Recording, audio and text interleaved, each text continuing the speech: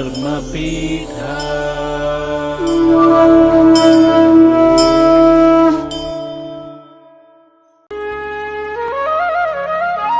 ನಮಸ್ಕಾರಗಳು ಸ್ನೇಹಿತರೆ, ನಾನು ನಿಮ್ಮ ಕಲ್ಯಾಣ್ ರಾಜ್ ಗೊಬೂರ್ಕರ್. ಧರ್ಮಪೀಠ ವಾಹಿನಿಗೆ ತಮಗೆಲ್ಲ ಸ್ವಾಗತ. ದ್ವಾದಶ ಜ್ಯೋತಿರ್ಲಿಂಗ ಮಾಲಿಕೆಯ 6ನೇ ಸಂಚಿಕೆಯಲ್ಲಿ ಶ್ರೀ ಭೀಮೇಶ್ವರ ಜ್ಯೋತಿರ್ಲಿಂಗದ ಪೌರಾಣಿಕ ಮಹತ್ವ ಮತ್ತು ಹಿನ್ನೆಲೆ ತಿಳಿಯೋಣ. ಧರ್ಮಪೀಠ ವಾಹಿನಿಗೆ ಸಬ್ಸ್ಕ್ರೈಬ್ ಮಾಡದೇ ಇರೋರು ದಯವಿಟ್ಟು ಸಬ್ಸ್ಕ್ರೈಬ್ ಮಾಡಿ ಅಂತ ಹೇಳ್ತಾ ಸಂಚಿಕೆಯನ್ನು ಪ್ರಾರಂಭ ಮಾಡೋಣ. ಶ್ರೀ ಭೀಮೇಶ್ವರ ಜ್ಯೋತಿರ್ಲಿಂಗವನ್ನು ಅಸ್ಸಾಂ ರಾಜ್ಯದ ಗುವಾಹಟಿ ನಗರದ ಸಮೀಪದಲ್ಲಿರುವಂತಹ ಬ್ರಹ್ಮಪುರ ಎಂಬ ಪರ್ವತದಲ್ಲಿ ನಾವು ಕಾಣಬಹುದು. ಈ ಜ್ಯೋತಿರ್ಲಿಂಗದ ಸ್ಥಾಪನೆಯ ಬಗ್ಗೆ ಶಿವಪುರಾಣ, ಸ್ಕಂದ ಪುರಾಣಗಳಲ್ಲಿ ಅನೇಕ ಉಲ್ಲೇಖಗಳು ಸಿಗುತ್ತವೆ. ಶಿವಪುರಾಣದ 19ರಿಂದ 21ನೇ ಅಧ್ಯಾಯಗಳಲ್ಲಿ ಶ್ರೀ ಭೀಮೇಶ್ವರ ಜ್ಯೋತಿರ್ಲಿಂಗದ ಕುರಿತು ವಿಸ್ತಾರವಾಗಿ ವರ್ಣಿಸಲಾಗಿದೆ. ಶಿವಪುರಾಣದ ಪ್ರಕಾರ ಭೀಮನೆಂಬ ಒಬ್ಬ ಮಹಾಬಲಿಷ್ಠ ರಾಕ್ಷಸನಿದ್ದ. ಇವನು ಕಾಮರೂಪ ಪ್ರದೇಶದಲ್ಲಿ ತನ್ನ ತಾಯಿಯೊಂದಿಗೆ ವಾಸಿಸುತ್ತಿದ್ದ. ಈ ಭೀಮ ಬೇರೆ ಯಾರೂ ಅಲ್ಲ, ರಾವಣನ ತಮ್ಮ ಕುಂಭಕರ್ಣನ ಮಗನಾಗಿದ್ದ. ಆದರೆ ಈತ ತನ್ನ ತಂದೆಯನ್ನು ಯಾವತ್ತೂ ಕಾಣಲೇ ಇಲ್ಲ. ಕಾರಣ, ಇವನಿಗೆ ಅರಿವು ಮೂಡುವ ಮೊದಲೇ ಶ್ರೀರಾಮದೇವನಿಂದ ಕುಂಭಕರ್ಣ ಹತನಾಗಿದ್ದ. ಭೀಮನು ಕಾಲಾನಂತರ ಬೆಳೆದು ತರುಣನಾಗುತ್ತಾನೆ. ಆಗ ಅವನಿಗೆ ತಂದೆಯ ವಿಚಾರವಾಗಿ ತಿಳಿಯಬೇಕೆನಿಸಿ ತಾಯಿಯ ಬಳಿ ವಿಷಯ ಪ್ರಸ್ತಾಪ ಮಾಡಿದಾಗ ಶ್ರೀರಾಮ ದೇವರಿಂದ ತನ್ನ ತಂದೆ ಹತರಾಗಿದ್ದಾರೆ ಎಂದು ತಿಳಿದು ಬರುತ್ತದೆ. ತಾಯಿಯ ಮಾತು ಕೇಳಿದ ಭೀಮನಿಗೆ ಆಘಾತವಾಗುತ್ತದೆ ಮತ್ತು ವಿಪರೀತ ಕೋಪ ಬರುತ್ತದೆ. ವಿಷ್ಣುವಿನ ಅವತಾರ ಶ್ರೀರಾಮ ತನ್ನ ತಂದೆಯನ್ನು ಕೊಂದ ವಿಷಯಕ್ಕೆ ತಾನು ಪ್ರತೀಕಾರ ತೀರಿಸಿಕೊಳ್ಳಲೇಬೇಕು ಎಂದು ತೀರ್ಮಾನ ಮಾಡುತ್ತಾನೆ. ಅಂದಿನಿಂದ ಭಗವಾನ್ ಶ್ರೀ ವಿಷ್ಣುವಿನ ಮೇಲೆ ಹೇಗೆ ಸೇಡು ತೀರಿಸಿಕೊಳ್ಳುವುದು ಎಂದು ಹಗಲು ಇರುಳು ಯೋಚಿಸುತ್ತಾನೆ. ಹಾಗೆ ತೀರಿಸಿಕೊಳ್ಳುವುದು ಎಂದರೆ ಶ್ರೀ ವಿಷ್ಣುವನ್ನು ಕೊಲ್ಲುವುದು ಎಂದು ಅಂದುಕೊಳ್ಳುತ್ತಾನೆ. ಅದಕ್ಕೆ ಇನ್ನೂ ಹೆಚ್ಚಿನ ಬಲ, ಶಕ್ತಿ ತನಗೆ ಬರಬೇಕು ಎಂದರೆ ಬ್ರಹ್ಮನ ಕುರಿತು ತಪಸ್ಸು ಮಾಡಬೇಕು, ಅವನಿಂದ ವರ ಪಡೆದು ಮುಂದಿನ ಕಾರ್ಯ ಕೈಗೊಳ್ಳಬೇಕು ಎಂದು ತಪಸ್ಸು ಪ್ರಾರಂಭ ಮಾಡುತ್ತಾನೆ. 1000 ವರ್ಷಗಳ ಕಠಿಣ ತಪಸ್ಸು ಮಾಡಿದ ಮೇಲೆ ಪ್ರಸನ್ನಗೊಂಡಂತಹ ಬ್ರಹ್ಮದೇವನು ಪ್ರತ್ಯಕ್ಷಗೊಂಡು ಭೀಮನು ಕೇಳಿದ ಹಾಗೆ ಲೋಕ ವಿಜಯಿಯಾಗುವ ವರವನ್ನು ಕರುಣಿಸುತ್ತಾನೆ. ಹೀಗೆ ಬ್ರಹ್ಮದೇವರಿಂದ ವರ ಪಡೆದ ಭೀಮ ಮತ್ತಷ್ಟು ಬಲಾಢ್ಯನಾಗುತ್ತಾನೆ.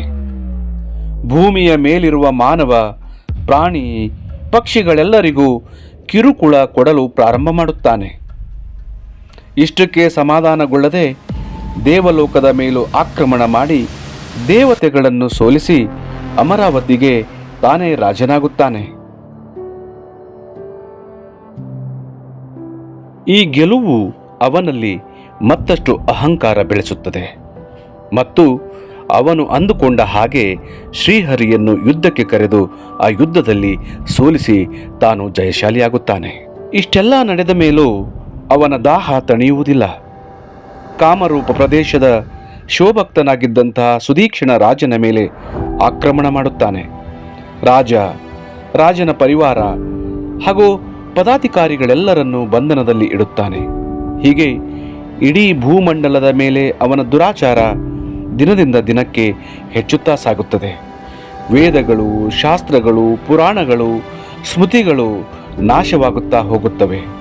ಇದರಿಂದ ಧಾರ್ಮಿಕ ಕಾರ್ಯಗಳು ನಿಂತು ಹೋಗುತ್ತವೆ. ಯಜ್ಞ, ಯಾಗ, ತಪಸ್ಸು ಕೂಡ ನಿಂತು ಹೋಗುತ್ತವೆ.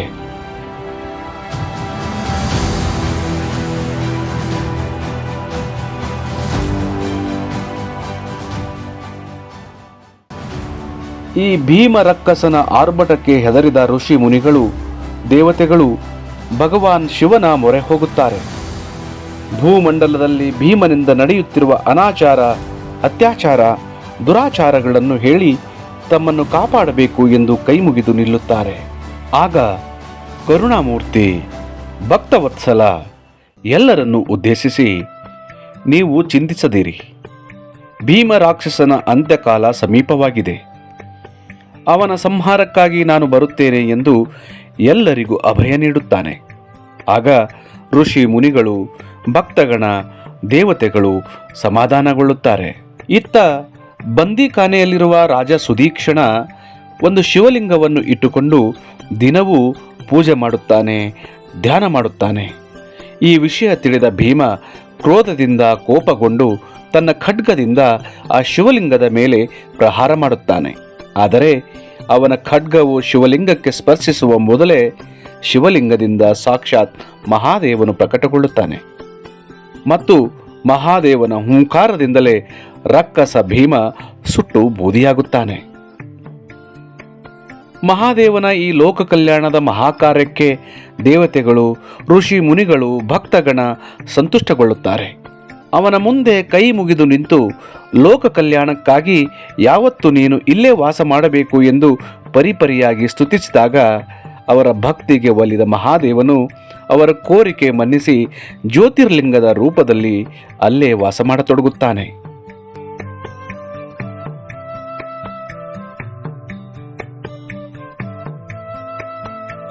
ಹೀಗೆ ಮಹಾದೇವನು ಅಲ್ಲಿ ನೆಲೆ ನಿಂತ ಪರಿಣಾಮ ಆ ಬ್ರಹ್ಮಪುರ ಎಂಬ ಬೆಟ್ಟವು ಇಂದು ಪುಣ್ಯ ಕ್ಷೇತ್ರವಾಗಿದೆ. ರಾಕ್ಷಸ ಭೀಮನನ್ನು ಸಂಹಾರ ಮಾಡಿದ ಕಾರಣದಿಂದ ಶ್ರೀ ಭೀಮೇಶ್ವರ, ಶ್ರೀ ಭೀಮಾಶಂಕರ ಎಂಬ ಹೆಸರುಗಳಿಂದ ಕರೆಸಿಕೊಳ್ಳುತ್ತಿದ್ದಾನೆ.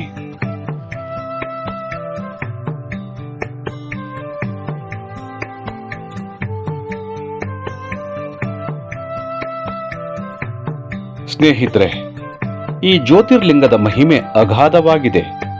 ಈ ಜ್ಯೋತಿರ್ಲಿಂಗದ ದರ್ಶನದ ಫಲವು ಎಂದೂ ವ್ಯರ್ಥವಾಗುವುದಿಲ್ಲ. ದರ್ಶನ ಮಾತ್ರದಿಂದಲೇ ಸಕಲ ಮನೋಕಾಮನೆಗಳು ಪೂರ್ಣಗೊಳ್ಳುತ್ತವೆ ಎಂದು ಶಾಸ್ತ್ರಗಳಲ್ಲಿ ಹೇಳಲಾಗುತ್ತದೆ.